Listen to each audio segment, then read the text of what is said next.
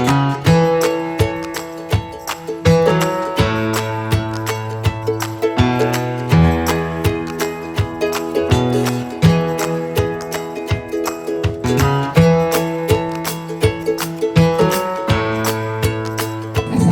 warahmatullahi wabarakatuh. Waalaikumsalam warahmatullahi wabarakatuh. Kepada yang terhormat Bapak Kepala SMA Negeri 1 Sidoarjo, Bapak Ibu guru yang telah hadir di ruangan ini yang dimuliakan oleh Allah Subhanahu wa taala. Segala puji syukur kami panjatkan kehadirat Allah Subhanahu wa taala yang telah melimpahkan karunia serta hidayahnya kepada kita semua, sehingga pada kesempatan kali ini kita dapat berkumpul dalam kegiatan diseminasi pemahaman dan pengalaman tentang budaya positif dan penerapannya di sekolah. Sholawat serta salam semoga selalu tercurah kepada Nabi Muhammad SAW yang kita nantikan syafaatnya di yaumul qiyamah kelak. Amin ya rabbal alamin. Sebelumnya saya ucapkan terima kasih yang tidak terhingga kepada Bapak Ibu guru semua yang telah hadir di forum ini, yang menyempatkan waktu di sela kegiatan yang sedang dilakukan.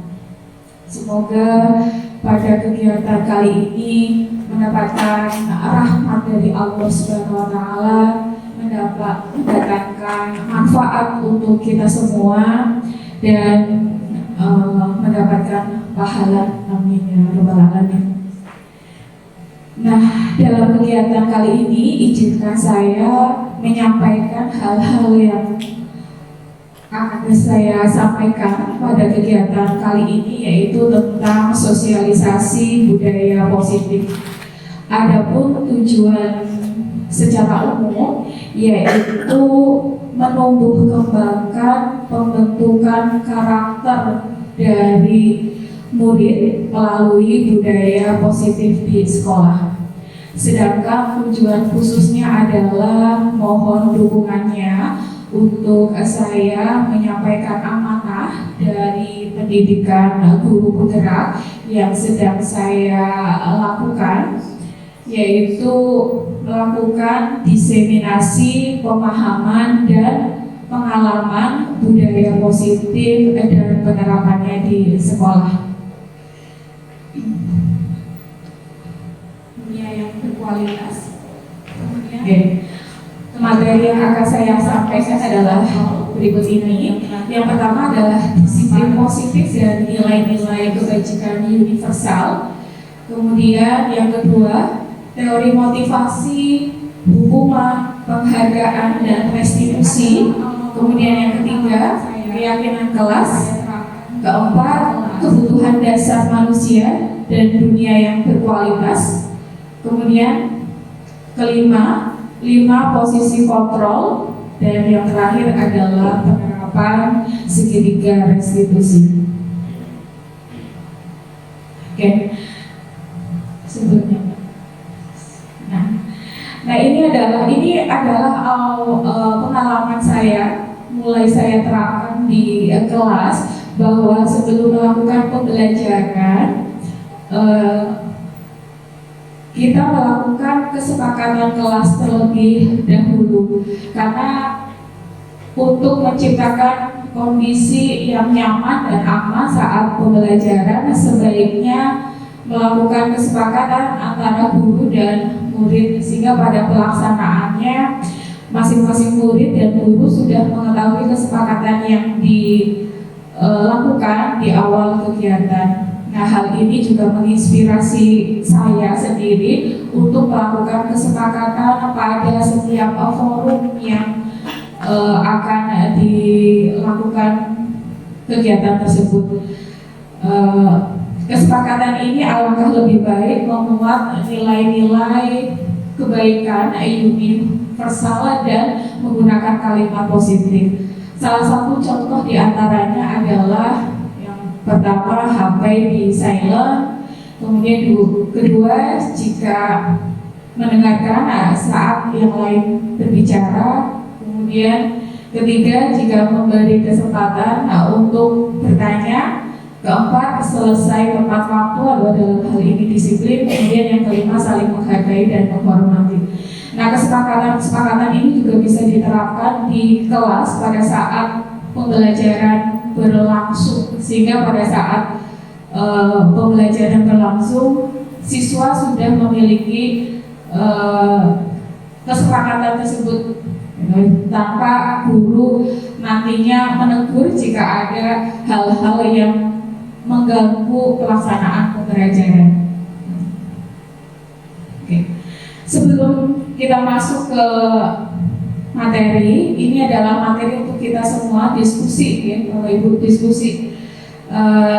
Sebelumnya saya ingin memberikan gambaran bahwa akan menjadi sebuah keprihatinan kita semua sebagai seorang pendidik di saat di lingkungan sekolah masih sering menemukan siswa-siswa yang masih melakukan pelanggaran terhadap peraturan atau tata tertib. Walaupun saat ini deskripsi dari peraturan atau tata tertib sebetulnya masih kurang pas diterapkan istilah tersebut, ya, sesuai dengan materi yang juga ada pada PNS di disiplin positif pada topik ke-11, peraturan dan tata tertib sekolah itu alangkah lebih pas jika diganti istilahnya dengan keyakinan kelas atau keyakinan sekolah. Kenapa hal itu dilakukan? Kenapa istilah itu lebih pas dibandingkan dengan peraturan atau tata tertib? Karena keyakinan sekolah itu dibuat berdasarkan kesepakatan seluruh warga sekolah. Sedangkan jika menggunakan istilah peraturan dan tata tertib lebih kepada ada salah satu pihak yang membuat peraturan tersebut. Nah, sehingga harapannya jika keyakinan sekolah itu dibuat berdasarkan kesepakatan bersama, maka akan menumbuhkan motivasi intrinsik dari murid untuk mentaatinya tanpa harus Bapak Ibu guru melakukan atau melakukan tindak kedisiplinan. Namun murid sudah memiliki motivasi intrinsik untuk melakukan kebaikan-kebaikan universal yang termasuk di dalam keyakinan sekolah. Nah, yang melatar belakangi kenapa pendidik harus concern terhadap penegakan disiplin ini memang menjadi PR kita bersama, karena penegakan disiplin tidak hanya dilakukan pada 1-2 hari saja, tetapi tentu saja hal ini yang ingin kita bangun secara kontinu dan konsisten. Nah, maka dari itu mengapa sebuah budaya positif itu sangat penting diterapkan di sekolah, karena budaya positif memiliki urgensi dalam pembentukan karakter dari murid. Nah, di mana sekolah sebagai institusi pembentukan karakter memiliki peranan yang sangat penting dalam pembentukan karakter tersebut. Oleh karena itu, budaya positif di sekolah perlu diciptakan dan diwujudkan. Mungkin nanti implementasinya bisa dari skala yang paling lingkup yang paling kecil terlebih dahulu, yaitu dengan membuat kesepakatan kelas yang memuat nilai-nilai kebajikan universal, kemudian bisa berkembang lagi pada lingkup yang lebih luas lagi, yaitu sekolah, sehingga nanti pada akhirnya semua komponen dapat menerapkan nilai-nilai kebajikan tersebut tanpa adanya rasa paksaan atau iming-iming sebuah hadiah. Nah, sehingga dengan adanya upaya-upaya tersebut nanti diharapkan dapat dilakukan secara konsisten dan kontinu dengan evaluasi dan refleksi tentu saja pada penerapannya, dan pada akhirnya hal tersebut akan membentuk sebuah budaya positif, di mana budaya inilah yang nanti akan membentuk karakter dari murid. Karena sesuai dengan kurikulum Merdeka saat ini bahwa kompetensi dan karakter itu harus seiring sejalan. Tidak bisa murid hanya memiliki kompetensi dari rangka kognitif dan skill motor atau keterampilan saja yang tonjolkan, namun harus diimbangi dengan karakter yang baik. Nah, selama ini saya sendiri secara pribadi masih banyak miskonsepsi yang terjadi yang saya pahami selama ini sebelum saya mempelajari materi-materi tentang budaya positif, baik melalui pendidikan guru penggerak ataupun dari latihan mandiri yang ada pada PNN di topik 11. Saya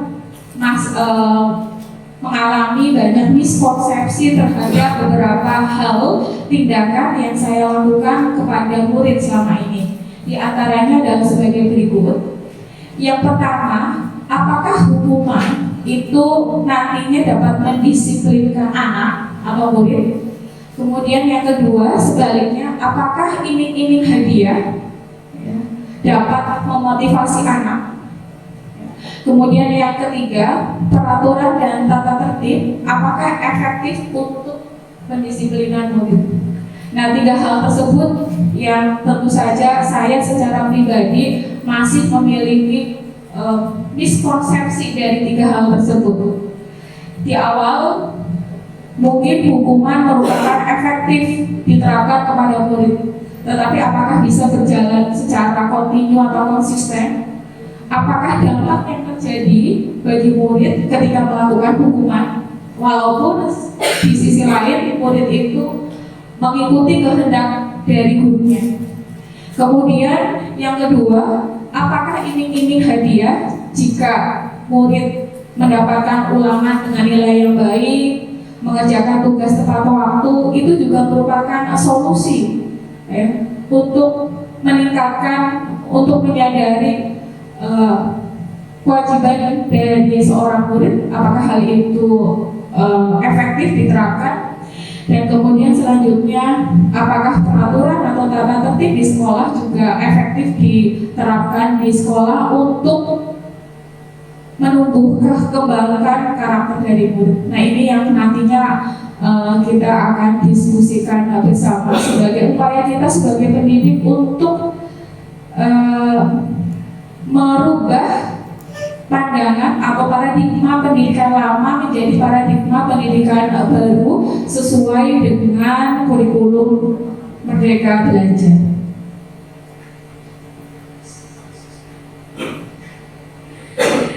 Nah, ini untuk imajinasi terlebih dahulu ya Bapak Ibu. Misalkan kepalkan salah satu tangan Bapak Ibu guru, kemudian bayangkan bahwa di dalam kepala Bapak Ibu guru itu terdapat sesuatu yang sangat penting, gitu ya. Bapak Ibu guru perlu menjaga benda yang ada di dalam kepala tangan tersebut dengan sekuat tenaga, ya, karena begitu pentingnya di kehidupan Bapak Ibu guru. Nah, kemudian selanjutnya bayangkan jika ada salah seorang itu dengan segala upaya membujuk, merayu, bahkan menghardik atau memarahi, menawari, bahkan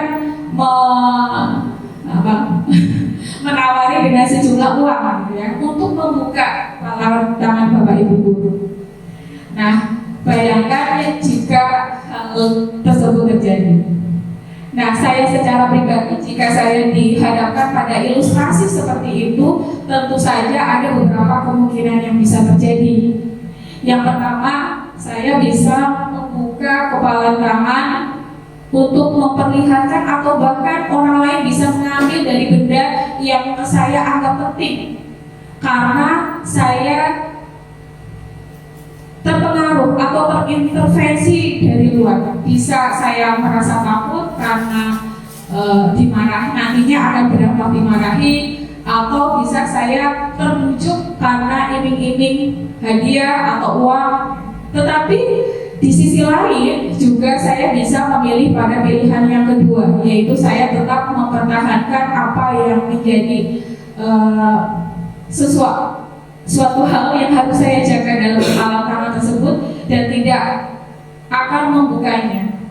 Karena dengan prinsip yang kuat tersebut, walaupun ada iming-iming hadiah, ada intimidasi, maka saya tetap pada prinsip saya untuk mempertahankan benda yang ada dalam kepala itu. Nah, itu adalah sekilas tentang kontrol diri.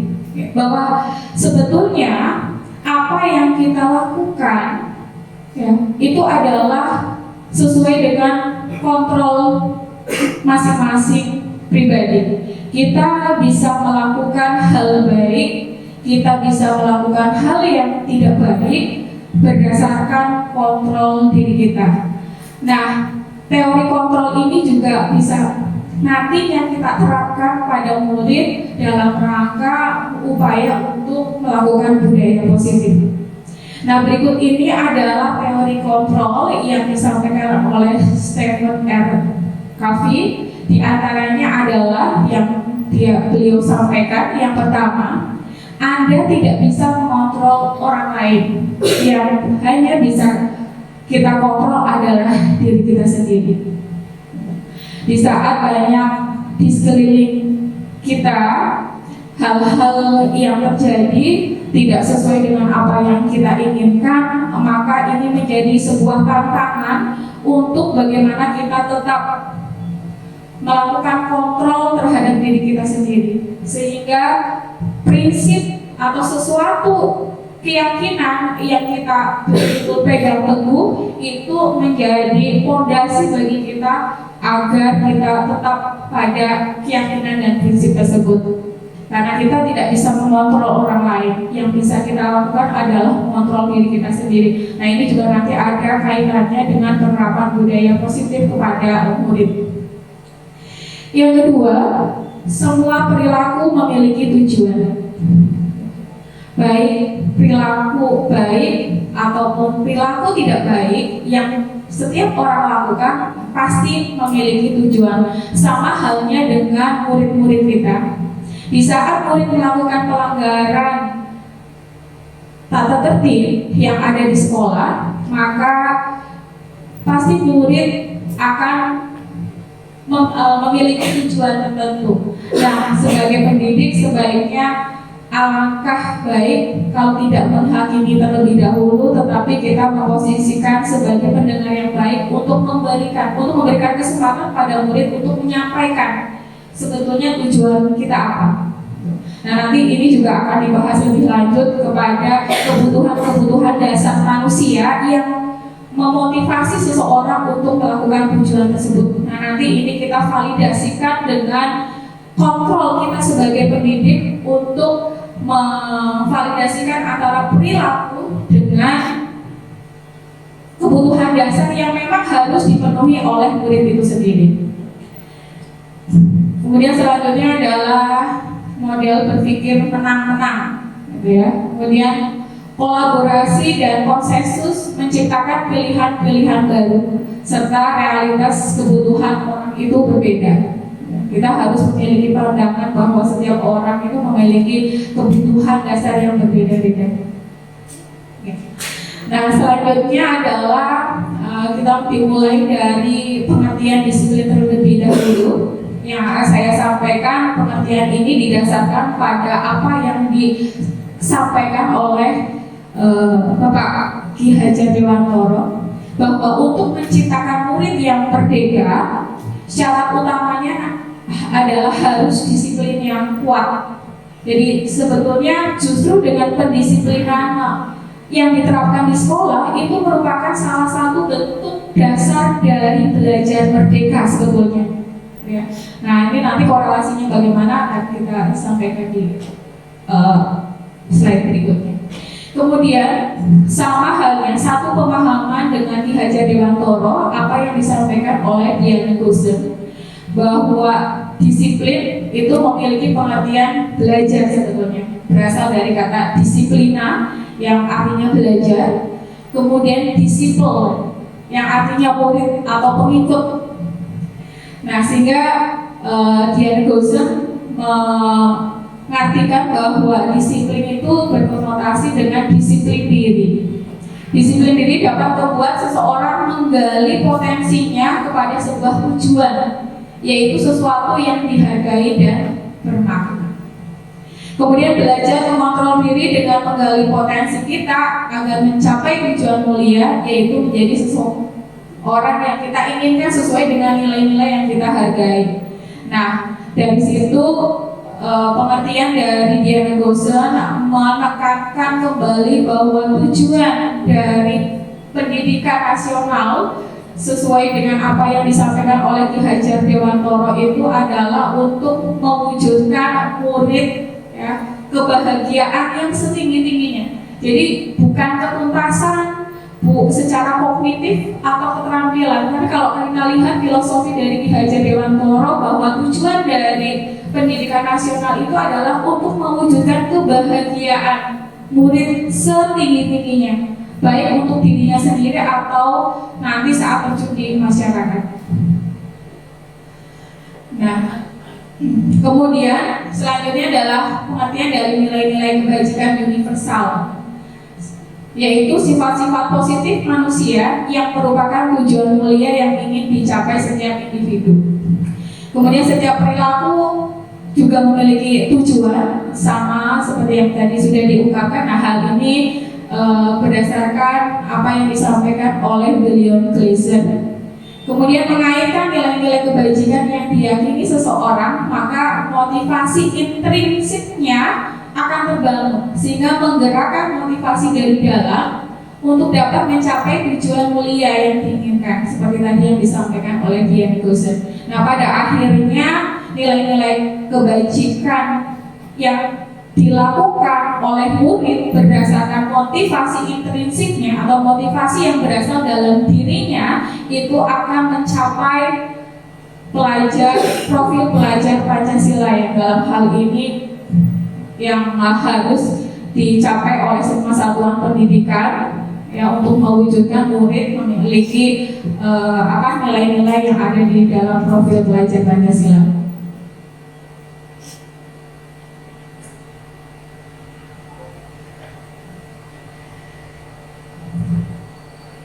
Nah, kemudian selanjutnya adalah kita kaitkan dengan teori perilaku manusia. Ya. Nah, ada beberapa motivasi yang mendasari setiap murid melakukan tindakannya, yaitu bisa berasal dari dorongan dalam dirinya, yaitu yang disebut dengan motivasi intrinsik, dan bisa berasal dari dorongan dari luar, yaitu motivasi ekstrinsik. Nah, untuk motivasi ekstrinsik ya,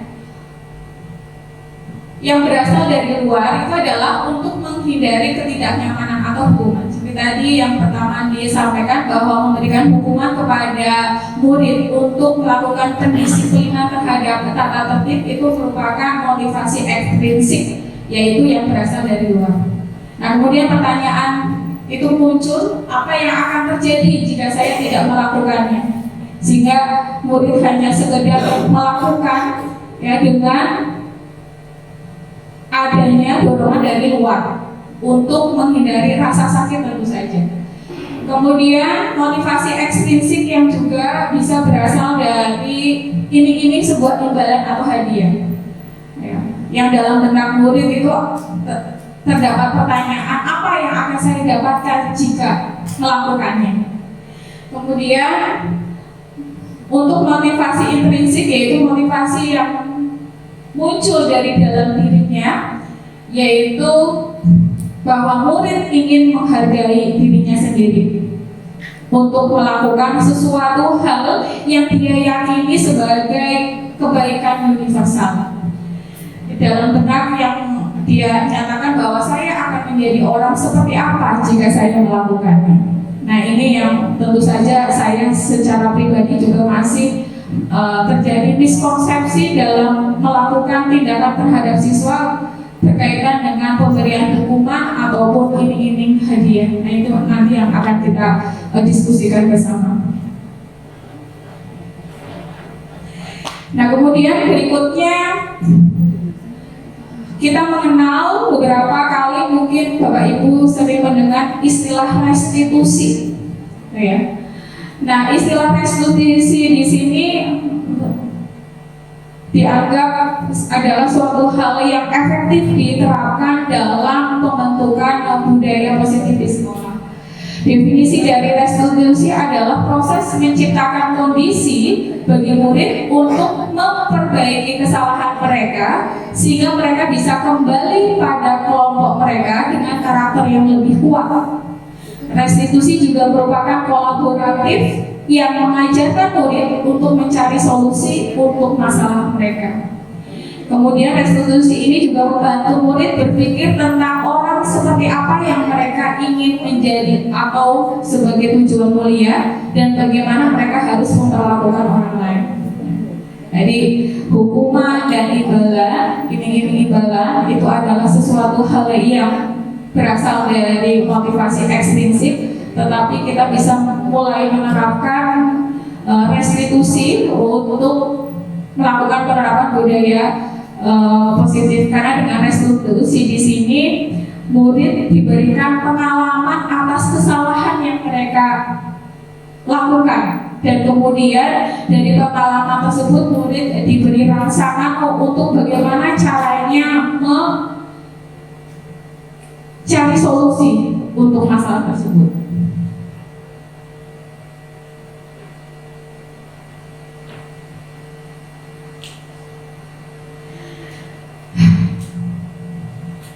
Nah, kemudian ada beberapa hal di sini yang berkaitan dengan identitas gagal dan identitas sukses. Bagaimana seorang murid jika diberikan hukuman, ya, kemudian kita perhatikan atau kita rasakan bagaimana perasaannya. Kemudian kita bayangkan bagaimana saat dia akan kembali kepada lingkungan dia. Ya, apakah dengan bisa berdiri tegak dengan kepercayaan dirinya, atau setelah mendapat hukuman dia akan menunduk, lesu dengan menghakimi dirinya bahwa saya adalah seseorang murid yang gagal. Nah, ini yang harusnya kita bersama-sama untuk lebih memahami bagaimana psikologis atau dampak yang terjadi jika hukuman itu kita berikan kepada murid. Tentu saja untuk penegakan kedisiplinan yang bisa membuat identitas dari seorang murid dapat terbentuk itu adalah kedisiplinan dari konsekuensi dan restitusi. Nah, di sini yang bisa disimpulkan bahwa jadi hukuman akan membuat identitas gagal dari murid, sedangkan konsekuensi dan restitusi akan membuat identitas sukses. Sebetulnya kalau kita hanya menerapkan pada sisi restitusinya saja, tentu saja masih banyak beberapa kendala yang terjadi. Maka dari itu kita bisa mengkombinasikan dengan konsekuensi. Perbedaan antara restitusi dan konsekuensi di sini adalah konsekuensi itu akan memberikan tanggung jawab kepada guru. Kemudian, tetapi kalau restitusi itu akan memberikan tanggung jawab kepada murid. Nah, nanti untuk contoh-contoh dari ilustrasi tentang penerapan konsekuensi dan restitusi nanti bisa ditampilkan dalam sebuah video.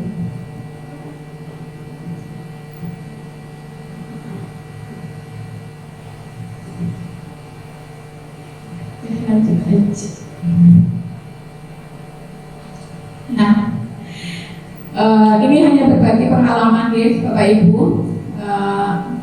Saya kemarin sudah mencoba untuk menerapkan membuat keyakinan kelas di kelas 11 MIPA 2. Nah, untuk langkah-langkah yang saya lakukan adalah yang pertama yaitu curah pendapat murid-murid memberikan nilai-nilai kebajikan universal apa saja yang mereka yakini.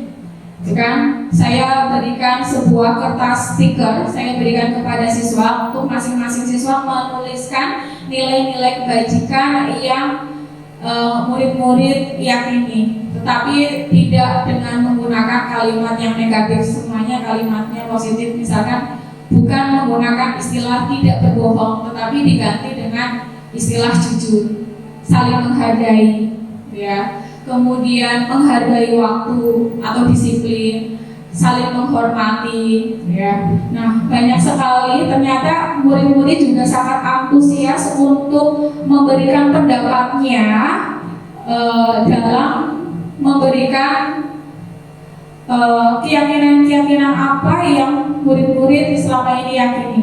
Kemudian setelah itu masing-masing murid menempelkan stiker tersebut di kertas yang ditempel pada dinding. Kemudian salah satu siswa membacakan dengan tegas di depan kelas nilai-nilai yang sudah dicatat pada kertas stiker tersebut. Nah, dari situ kemudian siswa-siswa menandatanganinya sebagai bentuk bahwa nilai-nilai itu merupakan kesepakatan bersama di dalam kelas. Sehingga nantinya pada pelaksanaan penerapan budaya positif, jika ada hal yang menyimpang dari nilai-nilai yang sudah menjadi kesepakatan, pendidik hanya berfungsi untuk mengingatkan saja, untuk kembali mereview nilai-nilai kesepakatan apa yang sudah kamu sudah buat sebelumnya, tanpa ada amarah, tanpa ada iming-iming hadiah, maka murid tersebut akan kembali flashback tentang nilai-nilai yang sudah dia catat di situ, sehingga untuk melakukan perubahan dari tindakan kesalahan yang sudah dilakukan dapat dilakukan dapat. Nah, selanjutnya ada 5 kebutuhan dasar manusia. Nah, ini seringkali menjadi dasar tujuan kenapa siswa melakukan perilaku tertentu. Nah, sehingga pendidik juga perlu mengetahui atau memahami bahwa sebetulnya murid-murid sebagai manusia itu juga memiliki kebutuhan dasar yang dia harus penuhi. Di antara 5 kebutuhan dasar manusia, yaitu yang pertama adalah kebutuhan bertahan hidup, gitu ya. Ini berkaitan dengan kebutuhan fisiologis atau secara fisik yang siswa harus penuhi. Kemudian kebutuhan akan cinta dan kasih sayang. Kemudian kebutuhan akan penguasaan, kebutuhan akan kesenangan, dan kebutuhan akan kebebasan. Nah, biasanya seringkali kebutuhan akan kesenangan dan kebebasan ini muncul yang menjadi pemicu kenapa murid itu berperilaku menyimpang. Nah, namun kembali lagi sebagai seorang pendidik, maka kita harus memvalidasi kesalahan atau tindakan yang dilakukan oleh murid, harus kita validasi dengan kebutuhan apa dari murid yang harus dipenuhi. Murid suka bermain sendiri saat pembelajaran di kelas, itu wajar ya Bapak Ibu. Saya sebelumnya juga marah gitu, gak marah. Tapi setelah mengetahui bahwa ternyata memang ada kebutuhan dasar yang harus dipenuhi oleh murid, maka itu menjadi satu peredam dan menjadi PR besar bagi saya bagaimana menciptakan sebuah pembelajaran yang menyenangkan sehingga tanpa disadari kebutuhan dasar seorang murid untuk kesenangan ataupun kebebasan dapat terrealisasi selama proses pembelajaran berlangsung. Nah, kemudian nah, ini adalah ilustrasi beberapa hal tadi yang berkaitan dengan teori kontrol sebagai seorang pendidik dalam sebuah video. Ini juga videonya dapat Bapak Ibu simak pada budaya positif pada PMM topik ke-11.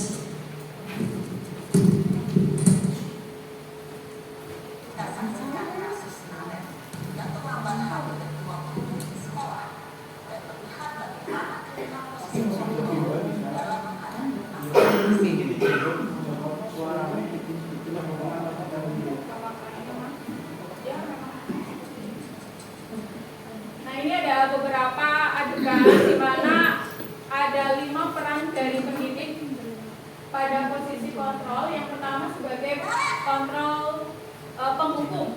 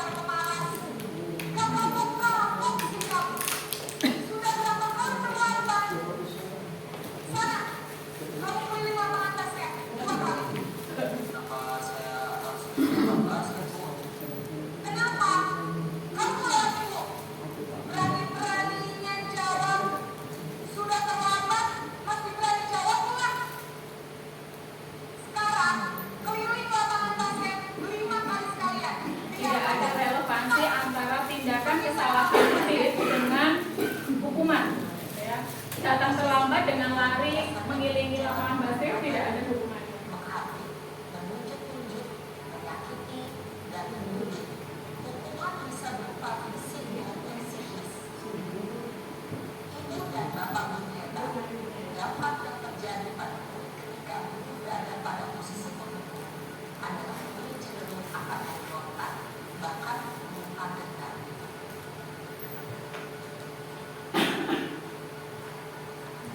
Posisi yang kedua, pendidik sebagai pembuat merasa bersalah.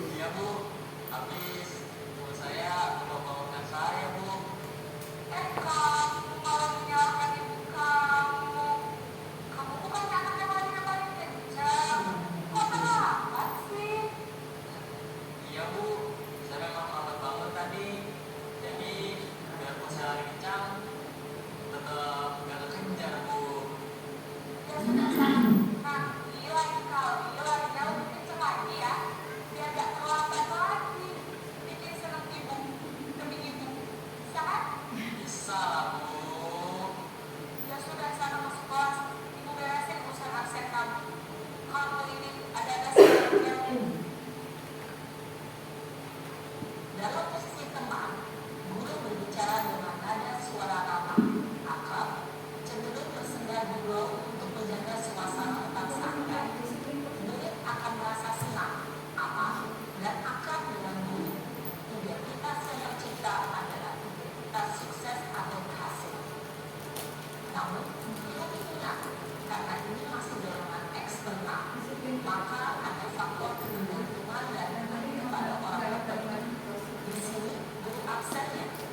dan lain waktu, murid bisa berperilaku baik, namun hanya kepada orang-orang tertentu saja.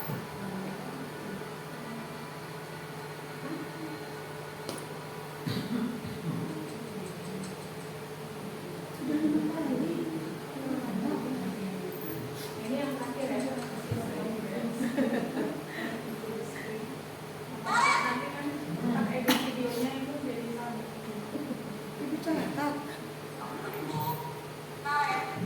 Apa peraturan sekolah kita tentang jam berapa kita harus masuk sekolah, kan? Ini pemantau ya. Harus di sekolah jam 7. Iya betul. Sekarang sudah jam 7.20. Kalian sudah tahu konsekuensinya tentang kan? Paham Bu, saya harus tinggal kelas pas jam istirahat selama 20 menit. Iya benar, konsekuensinya demikian. Jadi nanti jam 9.30 pas istirahat, kamu harus tinggal di kelas, kerjakan tugas tambahan untuk ketertinggalan kamu. Bu, Posisi pemantau mengandalkan penghitungan atau data untuk mengontrol murid. Guru mengarahkan murid berdasarkan peraturan dan konsekuensi. Seorang pemantau menunjukkan bahasa tubuh dan ekspresi wajah yang datar dan cenderung formal. Ini yang terakhir posisi manajer. Posisi pemantau.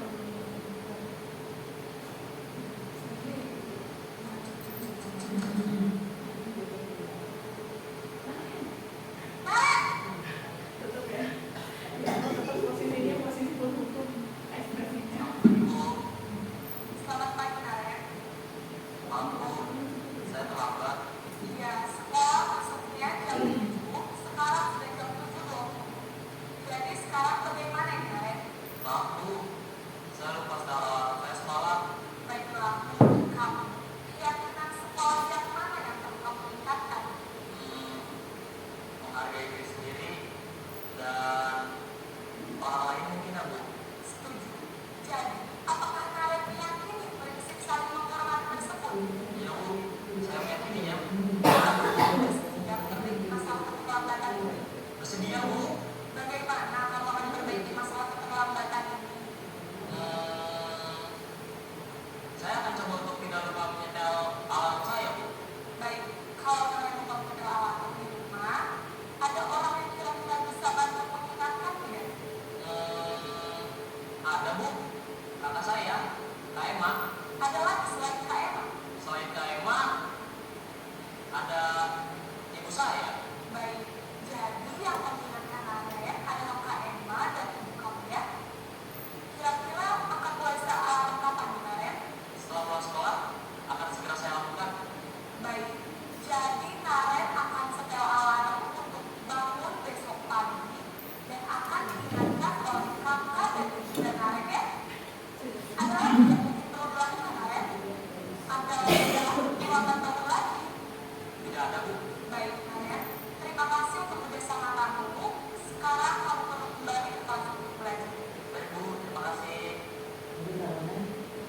Posisi manajer adalah posisi kontrol yang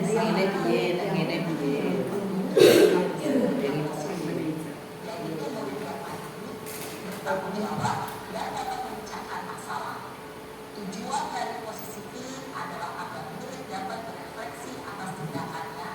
Guru akan dengan tulus memberikan pertanyaan-pertanyaan bermakna, sehingga membuat murid dapat belajar dari kesalahannya dan mencari sebuah solusi untuk menyelesaikannya. Ibu dan Bapak guru hebat setelah mengamati adegan kelima posisi kontrol.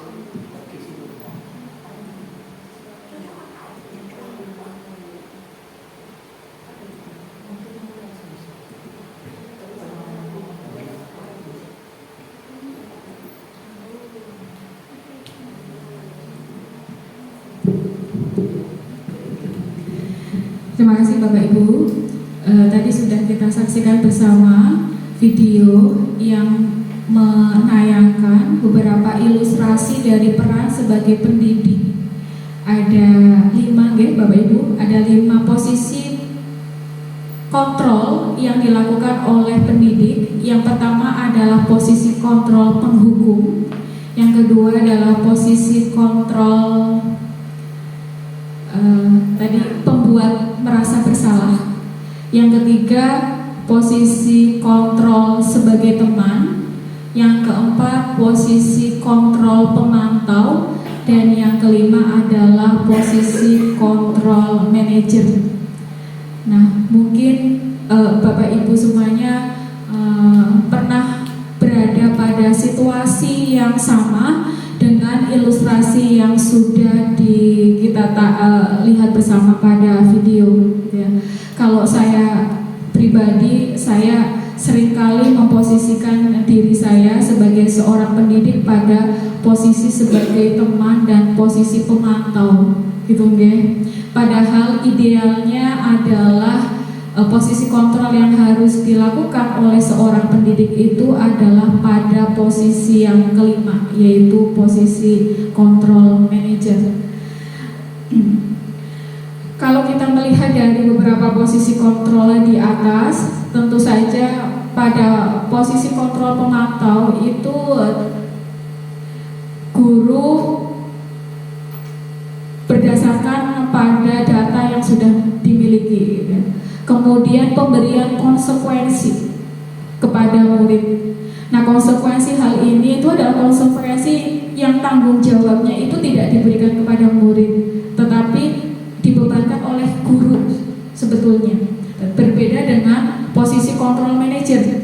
Kalau posisi kontrol manajer, ya, murid diberikan berdiskusi bagaimana untuk menyelesaikan masalah dan belajar untuk bertanggung jawab dalam menyelesaikan masalah tersebut. Nah, sedangkan tadi kalau posisi merasa bersalah dan posisi sebagai teman, ya, perilakunya dari guru, ya, sama-sama mendekat dengan suara yang lembut, yang halus, gitu ya. Tetapi pada akhirnya tidak memberikan dampak yang baik kepada murid, baik bagaimana murid menyelesaikan masalahnya, gitu ya, dan bisa saja nantinya murid dapat mengandalkan. Kalau kita terus melakukan posisi sebagai seorang teman, bisa saja mengandalkan gurunya. Nah, ini yang terakhir Bapak Ibu, yaitu tentang segitiga restitusi. Kita pasti dalam melaksanakan tugas kita sebagai seorang pendidik, baik melaksanakan pembelajaran di kelas ataupun secara umum melakukan aktivitas di luar kelas, pasti sering kali mengalami beberapa perilaku yang dilakukan oleh murid tentang pelanggaran misalkan, atau tentang perilaku murid yang menyimpang. Nah, hal ini diberikan referensi bagaimana cara seorang pendidik dalam mengatasi berbagai macam tindakan atau perilaku atau bahkan pelanggaran yang dilakukan oleh murid. Referensi di sini diberikan yaitu disebut dengan segitiga restitusi. Adapun langkah-langkah dari segitiga restitusi diantaranya adalah yang pertama adalah menstabilkan identitas. Jadi jika seorang murid melakukan kesalahan, guru tidak harus langsung menghakimi, tetapi harus sebagai pendengar, karena seperti tadi kebutuhan dasar murid itu ada beberapa macam, ada 5, dan ini yang harus kita lihat bahwa tujuan dari murid melakukan sesuatu, entah itu perilaku baik atau itu perilaku tidak baik, pasti didasarkan pada kebutuhan dasar yang harus dipenuhi oleh murid itu. Sehingga sebagai seorang pendidik kita harus mendengarkan keluhan apa yang harus kita perhatikan dari seorang pendidik.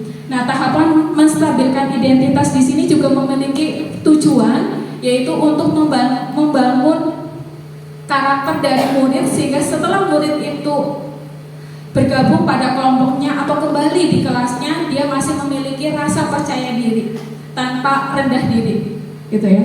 Kemudian yang kedua adalah memvalidasi kesalahan. Guru tetap harus tegas menyampaikan apa kesalahan yang dilakukan oleh murid, tetapi harus divalidasi. Apakah ada korelasi dengan kebutuhan dasar yang sebetulnya murid harus penuhi pada situasi tersebut? Kemudian yang terakhir adalah menanyakan keyakinan. Nah, kita tidak mengacu pada peraturan sekolah, tetapi kita lebih kepada apa yang diyakini oleh murid tentang situasi tersebut. Ya. Kalau kita sebelumnya sudah membuat keyakinan kelas, nah ini akan memudahkan guru untuk mereview atau flashback kembali tentang kesepakatan tersebut, sehingga penerapan dari segitiga restitusi ini bisa dilakukan dengan efektif jika keyakinan kelas atau keyakinan sekolah itu sebelumnya sudah dibuat, sehingga pada saat ada pelanggaran ini pada tahapan keyakinan pada tahapan menanyakan keyakinan, guru tinggal flashback saja tentang kesepakatan yang sudah dibuat. Nah, untuk lebih memahami bagaimana penerapan dari segitiga restitusi, di sini juga sudah ada video yang akan saya tayangkan. Mudah-mudahan nanti bisa memberikan gambaran kepada kita sebagai seorang pendidik bagaimana seharusnya kita menyikapi segala tindakan-tindakan yang dilakukan oleh murid. Berikut ini videonya.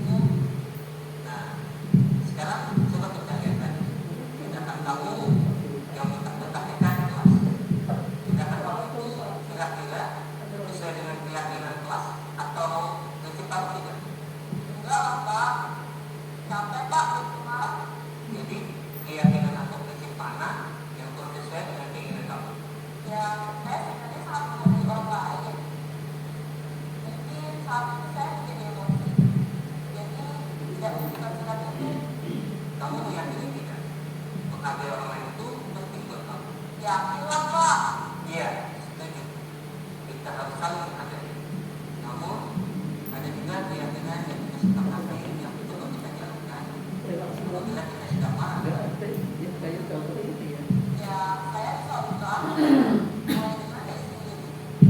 Saya bisa jadi lebih sabar, mengambil keputusan untuk berpikir mau apa selanjutnya. Kira-kira kamu bersedia memperbaiki masalah ini tidak? Sedia, Pak. Kalau kamu memperbaiki masalah ini, kamu akan menjadi orang seperti apa? Saya akan menjadi orang yang bertanggung jawab, Pak, ya, Pak. Dan yang satu aku. Ya, menurut kamu, bagaimana rasanya menjadi orang seperti itu? Ya nyaman lah, bangga bisa bersabar dan tenang. Baiklah kalau begitu. Yuk kita pikirkan bagaimana memperbaiki masalah ini.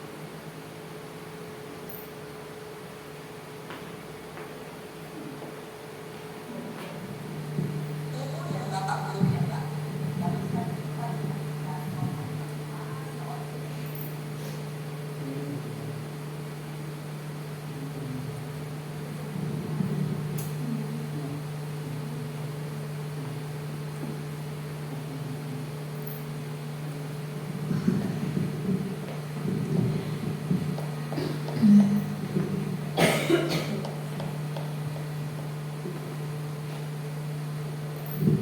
Oke, Bapak Ibu, tadi sudah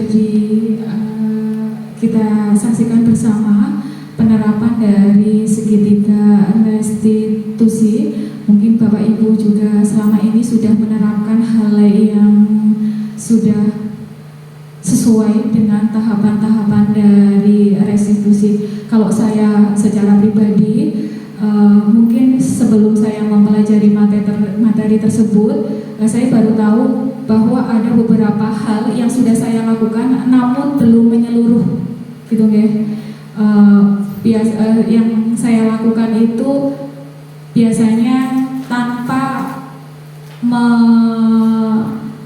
menanyakan keyakinan. Jadi yang saya lakukan baru sekedar menstabilkan identitas dan memvalidasi kesalahan, tetapi menanyakan keyakinan ternyata ini menjadi sebuah poin yang penting, bagaimana sebuah kesalahan itu dapat diperbaiki dengan nilai-nilai kebajikan universal yang sebetulnya siswa juga sudah yakini sebelumnya, dan ini akan menjadikan motivasi intrinsik dalam dirinya untuk memperbaiki kesalahan tersebut. Nah, tiba di ujung acara untuk kegiatan diseminasi pemahaman dan pengalaman dari budaya positif pada siang kali ini. Sekali lagi saya ucapkan terima kasih yang tulus karena Bapak Ibu telah menyempatkan pada kegiatan ini. Mudah-mudahan walaupun sedikit ada manfaatnya untuk kita semua, dan mudah-mudahan ini menjadi upaya kita bersama untuk menyamakan persepsi bagaimana menumbuh kembangkan karakter budaya dari murid dengan budaya-budaya positif dan dari nilai-nilai kebajikan yang siswa yakini, sehingga hal ini akan membuat motivasi intrinsik untuk melakukannya secara kontinu dan konsisten. Terima kasih, saya akhiri pada pertemuan kali ini.